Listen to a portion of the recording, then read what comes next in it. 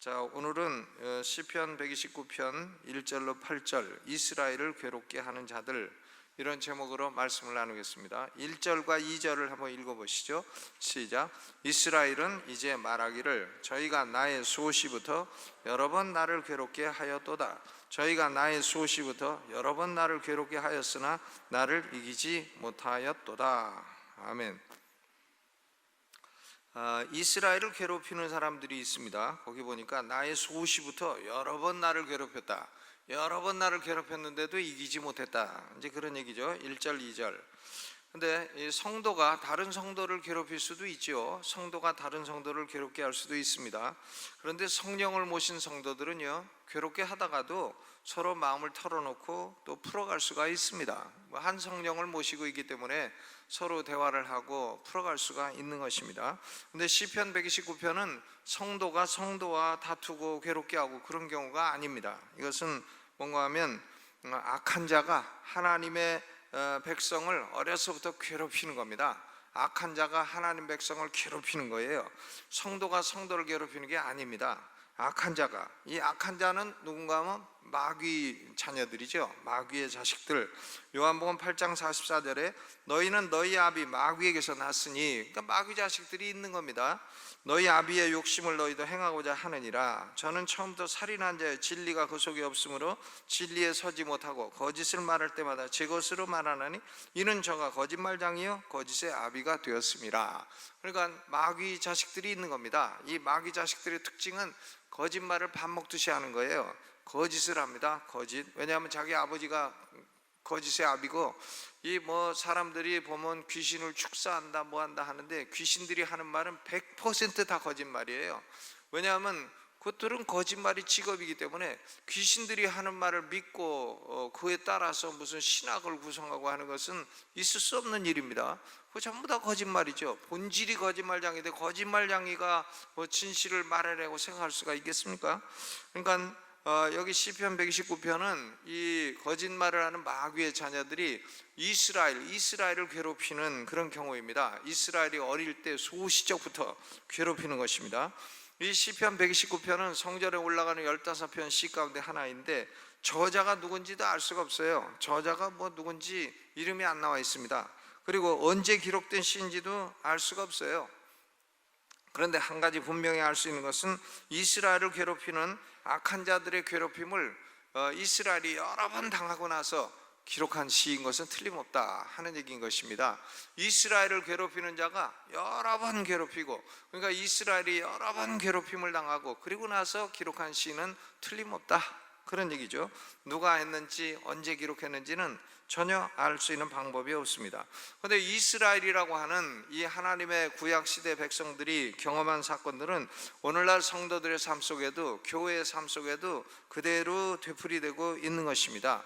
우리 성도들은 신앙의 초기부터, 초신자 시절부터 악한 자들의 괴롭힘을 받는 것입니다. 악한 자들이 괴롭히죠. 예수 믿으면 예수 믿는다고 놀리고 그렇습니다. 또 너는 얼마 전까지 나하고 똑같이 살더니 네가 변화됐다고 그러느냐, 너 갑자기 성경책 끼고 교회 다니느냐, 괴롭히죠. 집안에서 괴롭히죠. 집안에서 시어머니가 괴롭히죠. 너 우리 집은 불교인데 너는 교회 다니느냐, 괴롭히죠. 소시적부터 괴롭혀요. 이스라엘 역사를 보면 이스라엘을 아주 제일 괴롭힌 사람이 한 사람이 있습니다. 그 사람 이름이 누군가 하면 하사엘이라는 사람이에요. 하사엘이라는 사람인데 열왕기하 8장 7절로부터 15절에 보니까 엘리사가요, 아람이라는 나라의 수도, 아람의 수도인 다메섹으로 간 적이 있습니다. 근데 아람 왕 벤하다시가 그 당시에 왕이었는데 병이 들었어요. 병이 들으니까 그 신하 하사엘을 엘리사에게 보내가지고 내가 병 들었는데 병이 낫겠습니까? 이걸 좀 물어보라고 했습니다. 그러니까 하사엘이가 엘리사한테 가서 우리 임금님 벤하닷이 병이 들었는데 낫겠습니까? 그러니까 엘리사가 하사엘을 가만히 쳐다보더니 이상한 대답을 합니다. 내 왕이 정령 나을 것이다.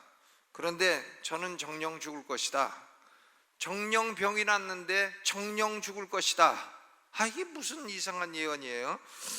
병은 낫겠지만 오늘 낫겠지만 하사엘아, 내 왕을 오늘 죽일 거다, 그런 얘기인 것입니다. 해서 이 벤하닷은 병은 나았어요. 근데 그날 하사엘이 가서 벤하닷을 죽이고 아람의 왕이 되었습니다. 그래서 엘리사가 하사엘을 쏘아보다가 울면서 이렇게 말했어요. 하나님이 네가 아람 왕이 될 것을 알게 하셨느니라. 그런데 네가 이스라엘 자손에게 악을 행할 것이다. 네가 이스라엘 자손에게 악을 행할 것이다. 하사엘아, 네가 악을 행한다. 네가 저희 성에 불을 놓으며 장정을 칼로 죽이며 어린아이를 메어 치며 아이벤 부녀를 가르리라. 아이벤 부녀를 갈라. 아이벤 부녀를 내가 가를 것이다. 하사엘이가. 해서 열왕기하 13장 22절로 23절을 보게 되면 이 이스라엘 북왕국 이스라엘의 11번째 왕이 여호아하스예요. 예후 다음에 나온 여호아하스라고 하는 왕 시대에 아람 왕 하사엘이 항상 이스라엘을 학대하였느니라. 항상 이스라엘을 학대하였느니라. 여호와께서 이스라엘에게 은혜를 베풀어 긍휼히 여기셨느니라. 하사엘이 항상 이스라엘을 학대해도 여호와 하나님이 이스라엘에게 은혜를 베풀어 긍휼히 여겨 주셨다. 그러니까 엘리사의 예언이 실현이 된 것입니다. 그러니까 시편 129편은 하사엘 같은 악한 사람들이 이스라엘을 괴롭게 한 경험들을 기억하면서 기록한 것입니다. 이스라엘을 괴롭게 하는 사람들이 꼭 있어요. 우리가 느헤미야서를 보면 거기 보면 다 나오죠. 그 느헤미야가 그 성벽을 지으려고 할 때 그걸 방해하는 사람이 다 나오고 있습니다. 괴롭히는 사람들이 있어요. 그러니까 구약 시대에도 마귀의 자녀들이 이스라엘을 괴롭힌 것처럼 신약 시대에도 이 마귀의 자녀들이 하나님의 교회를 괴롭히는 것입니다. 그래서 하나님의 교회를 괴롭히는 자들의 특징이 뭔가? 거기 보면 특징이 나옵니다. 1절 다시 읽어보죠. 시작. 이스라엘은 이제 말하기를 저희가 나의 소시부터 여러 번 나를 괴롭게 하였도다 그랬어요. 여러분 잘 보세요. 이스라엘은 나예요. 나 단수입니다. 그런데 저희는 복수예요. 복수. 그러니까 이스라엘 백성들은 나라고 표현된 하나입니다. 한 몸이고 원수들은 저희라고 표현된 복수예요. 한 무리인 것입니다. 그러니까 교회를 괴롭히고 핍박하는 자들은 항상 무리를 이루고 있어요. 혼자서는 괴롭히지 못해요. 무리를 이루고 연합되어 있다. 저희가 나를 괴롭게 하도다. 항상 무리를 이루어. 왜? 혼자서는 괴롭히지 못하니까 항상 무리를 이루어 가지고 이 마귀 자녀들이 모여 가지고 무슨 이단 같은 집단도 만들고 무슨 이상한 집단도 만들고 해가지고 하나님의 교회를 괴롭힙니다. 무리를 이루었다. 이런 것이 한 가지 특징이에요. 그러니까 1절에 보니까 저희가 나의 소시적부터 여러 번 나를 괴롭게 하였도다. 이스라엘은 단수고 이스라엘을 괴롭히는 자들은 복수입니다. 무리를 이루고 있어요. 무리를. 그렇죠? 그것이 특징입니다. 그 다음에 두 번째 특징은 그들이 하는 일은 이스라엘을 괴롭히는 거예요. 괴롭혀 하나님의 교회를 해롭게 하는 일인 것입니다. 해롭게 해요.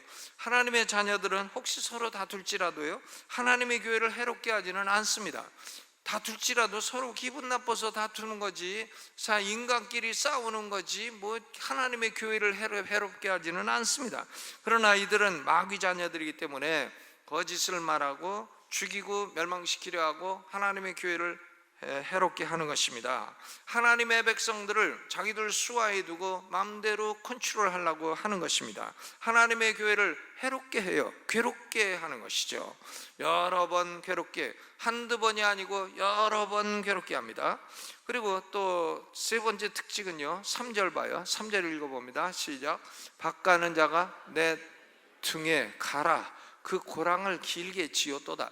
아니 여러분 밭 가는 사람은 어디를 갈아야 돼요? 밭을 갈아야 되잖아요. 밭을 갈고 자기 밭 갈아야 되잖아요. 자기 밭 갈아야 되는데 내 등을 갈아놨어. 내 등을.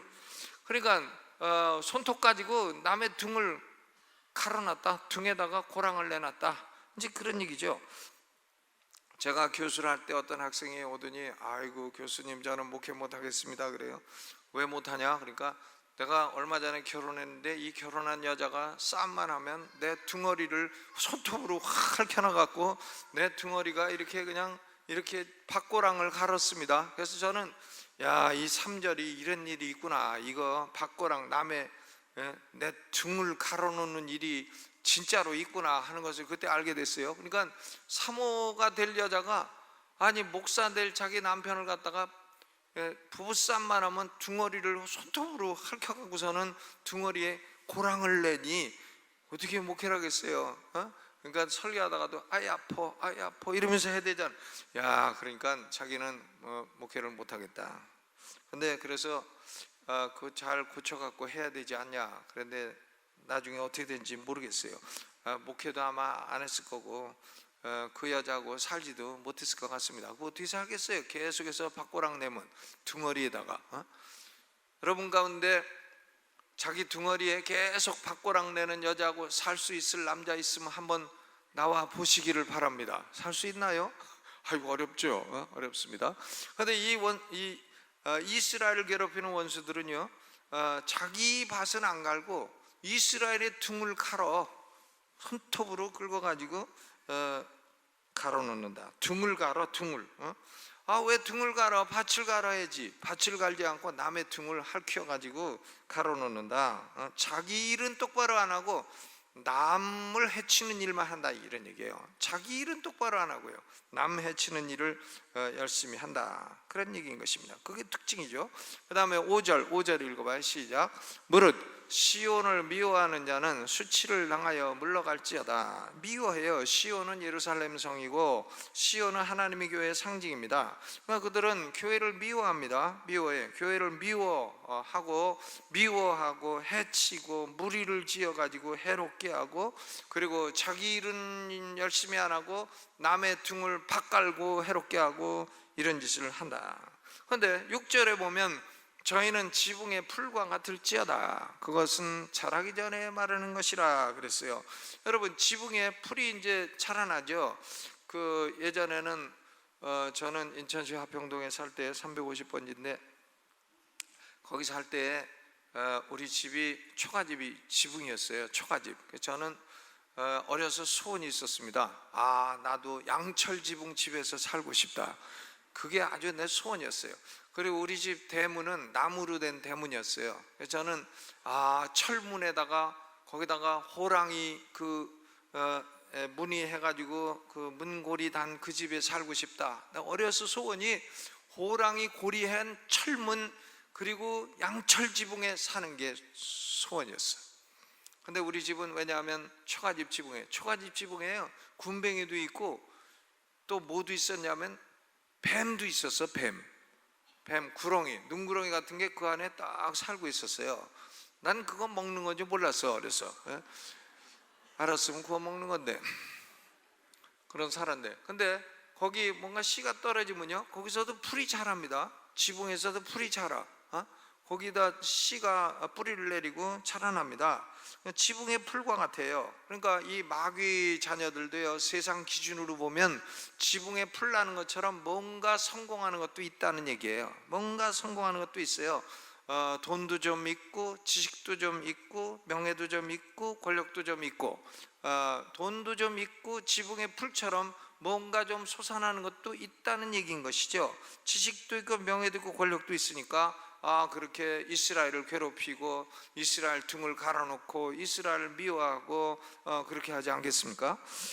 근데 그 돈과 지식과 명예와 권력을 가지고 좋은 일에 쓰지 않고 이스라엘을 괴롭히는 일에 쓰고 미워하는 일에 쓰고 그런 어리석은 사람들이라 하는 말씀인 것입니다. 그러면 이렇게 괴롭히는 자들을 향해서 이스라엘은 어떻게 반응을 보여야 되나? 이스라엘은요, 먼저 이 잘못된 반응을 보일 수가 있어요. 잘못된 반응은 뭔가 하면은 이렇게 괴롭히는 사람들을 계속 용서해 주는 거죠. 계속 용서해 주는 것은 잘못된 반응입니다. 왜 그런가 하면 용서하면 또 괴롭히고 용서하면 또 괴롭히고 용서하면 또 괴롭히고, 그러니까 계속 이런 사람들을 용서해 준다고 하는 것은 뭐냐 하면은 계속 괴롭힘을 당하겠다는 얘기와 똑같은 것이에요. 주님이 70번씩 7번이라도 용서하라고 말씀하지 아니하셨냐? 이렇게 질문할 수도 있죠. 아무리 괴롭히더라도 무조건 용서해 주어야 된다. 이렇게 주장할 수도 있고 생각할 수도 있습니다. 그러면 용서해주면 또 괴롭히고 용서와 괴롭힘 당한 일을 반복하는 거예요. 2절 전반에 보면 저희가 나의 소시부터 여러 번 나를 괴롭게 하였다. 그런데 베드로가 마태복음 18장 21절에서 질문한 내용은 이것입니다. 주여, 형제가 내게 죄를 범하면 몇 번이나 용서해 주리까? 그렇죠. 형제가 내게 죄를 범하면 몇 번이나 용서해 주리까? 그때 예수님이 70번씩 7번이라도 하라 그랬어요. 그러니까 베드로의 질문은 주여, 마귀 자식들이 우리를 괴롭히면 몇 번이나 용서해 줘야 하리까? 이런 질문을 한 것은 아니라는 걸 알아야 됩니다. 주여, 형제들이 내게 범하면 형제가 내게 죄를 범하면 몇 번이나 용서해 주리까? 그때는 70번씩 7번씩 하라 하셨지만은 베드로의 질문 자체가 마귀 자녀가 내게 죄를 범하면 내가 몇 번이나 용서해 줘야 됩니까? 이걸 물은 건 아닙니다. 여러분, 우리가 예수님 기도에도, 주기도문에도 이런 기도가 있죠. 마태복음 6장 12절에 우리가 우리에게 죄 지은 자를 사하여 준 것 같이 우리 죄를 사하여 주옵시고, 이런 기도가 있어요. 또 마태복음 6장 14절에도 너희가 사람의 과실을 용서하면 너희 천부께서도 너희 과실을 용서하려니와, 이런 말씀이 있습니다. 그런데 이것은요, 무조건적인 게 아닙니다. 하나님이 언제나 무조건적으로 용서하라 이런 말씀은 아니에요. 하나님도 무조건적으로 용서하지는 않는 분입니다. 그렇죠? 하나님이 뭐 그냥 용서하십니까? 무조건 용서하십니까? 아니죠. 하나님이 그렇게 안 합니다. 그러니까 이런 것은 항상 조건적이에요. 누가복음 17장 3절에 만일 내 형제가 회개하거든 용서하라. 회개하거든 용서하라.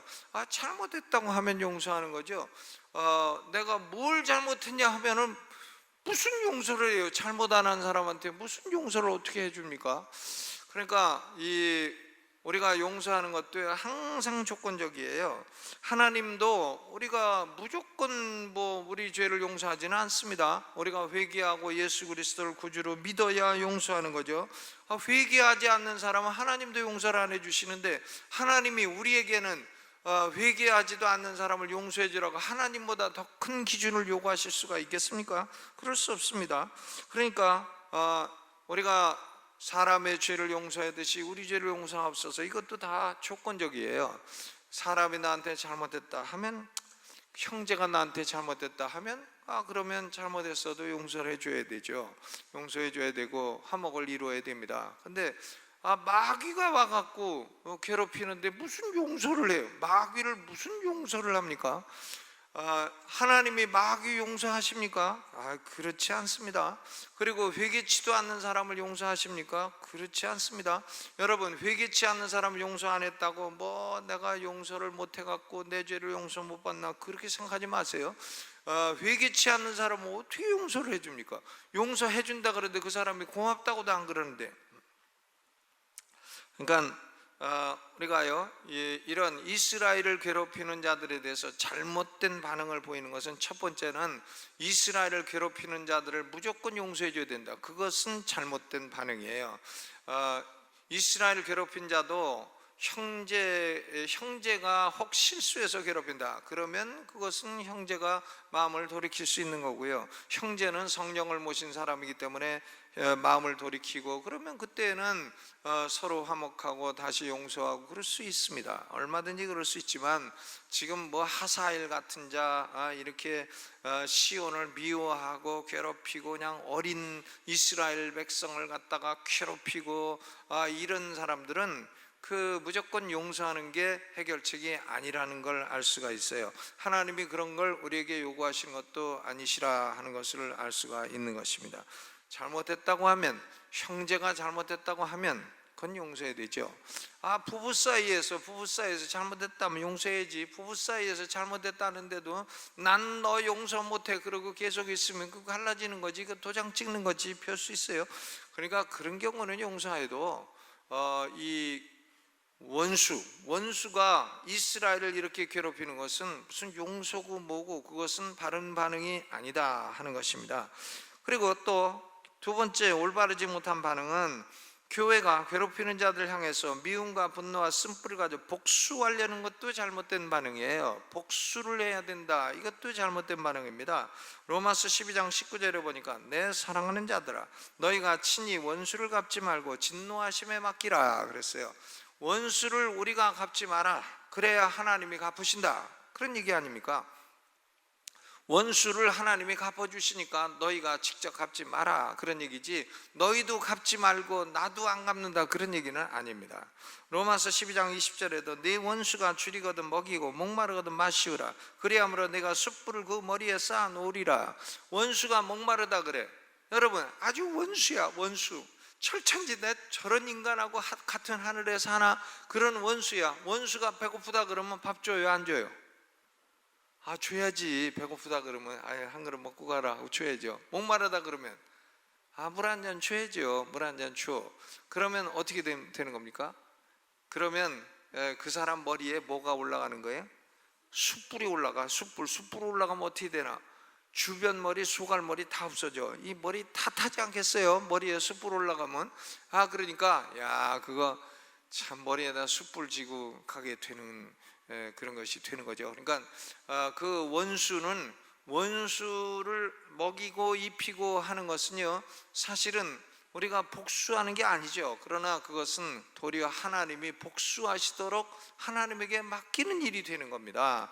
그러니까 여러분, 혹이나 여러분을 괴롭히는 사람이 있으면 무조건 용서도 하지 마시고요, 그 사람이 잘못됐다 하기 전에 무조건 용서도 하지 마시고 그렇다고 복수하려고도 하지 말아요.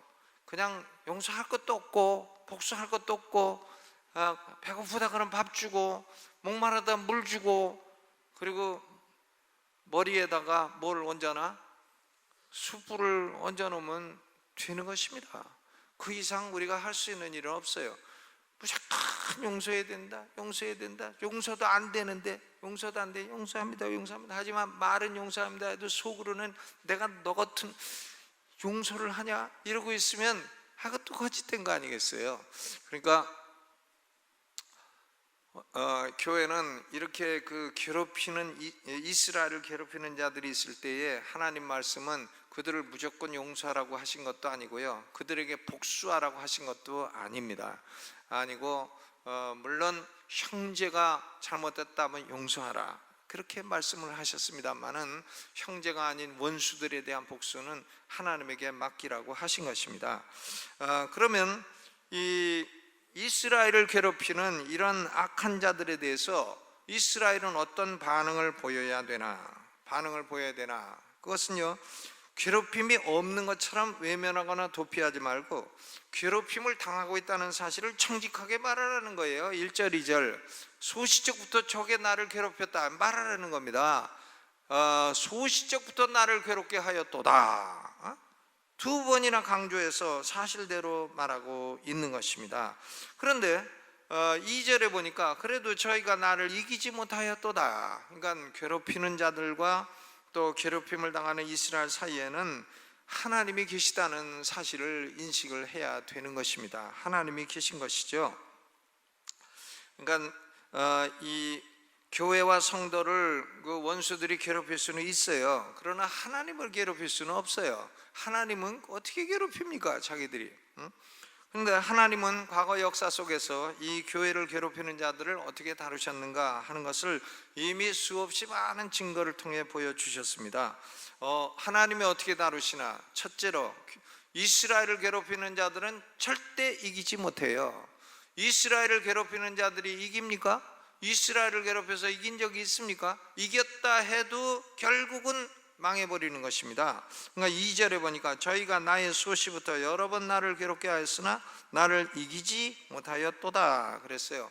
해치려고 했으나 파괴하지 못하고, 죽이려고 했으나 죽이지 못하고, 도리어 자기들이 파괴당하고 자기들이 죽임을 당했다. 그러니까 이 초대교회 때 보면 로마 황제들이 교회를 핍박하고 막 죽이려고 했는데, 교회를 핍박하고 죽이려고 하는 황제들이 그냥 다 일찍 죽었어요. 다 죽고 다 하나님의 심판을 받았지 교회가 망한 적은 여태까지 없습니다. 교회를 지금도 막 공격하는 원수들이 너무너무 많아. 막 공격하고 그냥 막 무슨 안티사이트 별별 걸 다 만들어 가지고 별별 욕을 다 하고, 뭐 욕먹을 짓도 좀 했겠죠. 근데 그래도 악한 의도를 가지고 계속 미워하고 괴롭히는 것은 그 사람이 하나님의 자녀가 아니고 마귀 자식이라는 것을 보여주는 것입니다. 그렇죠? 근데 이기지 못해요. 이기지 못하고 도리어 자기들이 파괴당하고 죽임을 당했다. 그러니까 하나님이 과거 역사 속에서 2000년 교회 역사 속에서 수없이 여러 번 증거하신 것이에요. 하나님의 교회를 괴롭히는 자는 이길 수 없다. 이길 수 없다. 그 다음에 두 번째로 하나님은 어떻게 하시나? 4절에 보니까 여호와께서는 의로우사 악인의 줄을 끊으셨도다.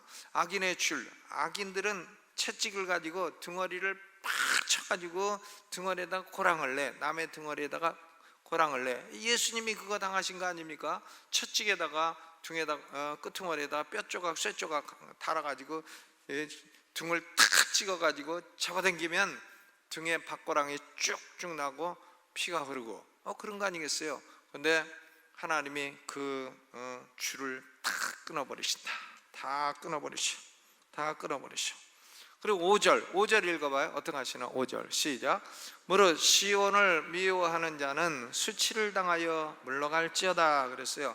수치를 당한다는 말은 영어로는 confound라고 돼 있어요. 그러니까 혼란을 당한다. 이거 혼란하고 뭐가 이 사상이 정립이 안 되고 혼란하고 당황하고 결국은 수치를 당하여 아이고 망신스럽구나 하고 물러가게 된다. 수치를 당하여 물러가게 된다. 시온을 미워하는 자는 수치를 당하여 물러갈지어다. 그 다음에 6절은 또 뭐라고 했어요? 6절 읽어봅니다. 시작. 저희는 지붕의 풀과 같을지어다. 그것은 자라기 전에 마르는 것이라. 이 지붕의 풀이 조금씩 자라나지만 자라기 전에 말라져 버려. 지붕에서 뭐 얼마나 크게 뭐 거기서 꽃을 피우고 거기서 무슨 꽃밭을 가꾸겠어요.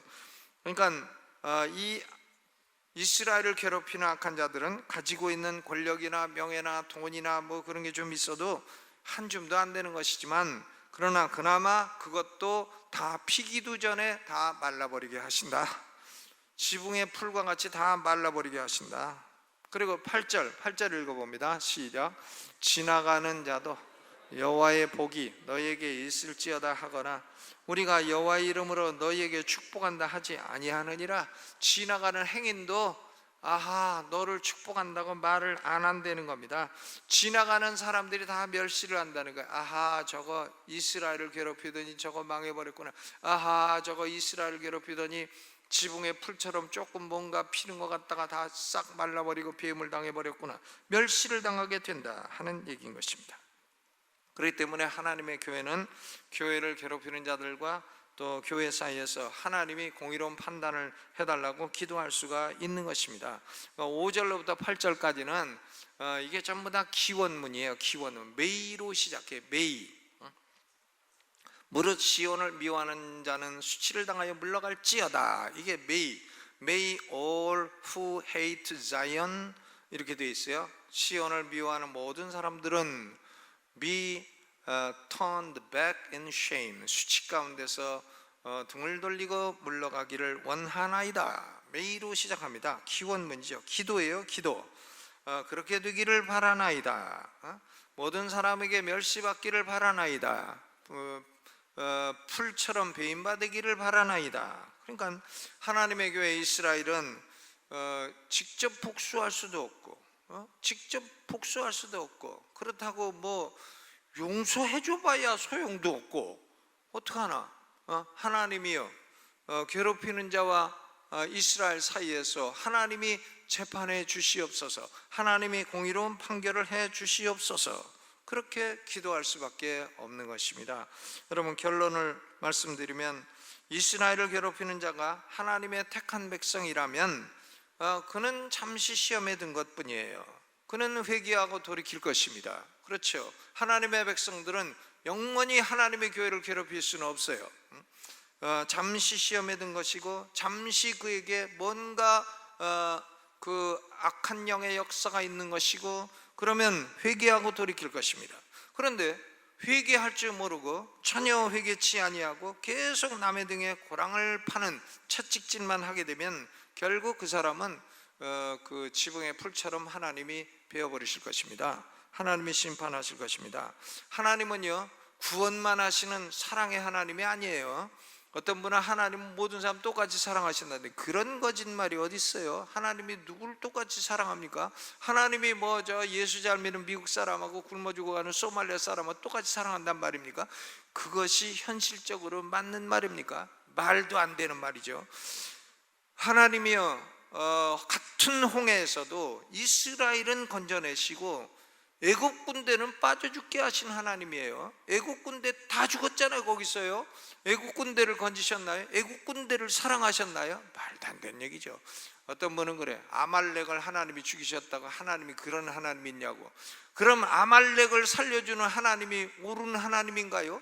비겁하게 이스라엘 뒤에 떨어진 노약자나 할머니 할아버지나 치고 애들이나 치고 하던 그런 아말렉을 살려두는 하나님이 옳은 하나님이신가요? 그러니까 보면 하나님은 구원도 하시고 심판도 하시는 하나님이에요. 하나님은 구원도 하시고 심판도 하시고, 우리는 마땅히 심판받아야 될 존재고 마땅히 그 지붕 위의 풀처럼 배임받아야 될 존재이지만, 우리가 하나님 앞에 잘못했다고 회개하고 그리고 나는 구원자 예수를 믿겠다고 했기 때문에 하나님은 우리를 살려주시고 축복해 주시고 우리를 안아주시고 우리에게 영생을 주시는 것입니다. 아멘. 그렇죠. 그러니까 하나님은 회개하고 예수 그리스도를 의지하는 사람들을 다 구원해 주시고 계속해서 하나님을 대적하고 교회를 대적하고 나쁜 말만 하고 하는 사람들은 멸망시키시는 하나님이에요. 하나님은 구원의 하나님이기도 하고 심판의 하나님이기도 합니다. 그러니까 가정이든 직장이든 교회든 지역사회든 성도가 괴롭힘을 당할 때에는 성도는 항상 시편 129편 기억하고 복수하지도 말고요, 그렇다고 용서도 안 되고 용서해달라고도 안 하는데 용서한다고 할 것도 없고요, 하나님에게 모든 걸 맡겨서 하나님이 공의로운 심판을 하시도록 기도하시면 하나님이 알아서 해주실 것입니다. 아멘. 예수 그리스도를 믿고 의지하고 성령을 모시고 그리고 하나님께 늘 회개하고 자복하는 자세로 살아가는 사람들 편에 서서 하나님이 도움을 보내실 줄로 믿으시기를 주님의 이름으로 축원합니다.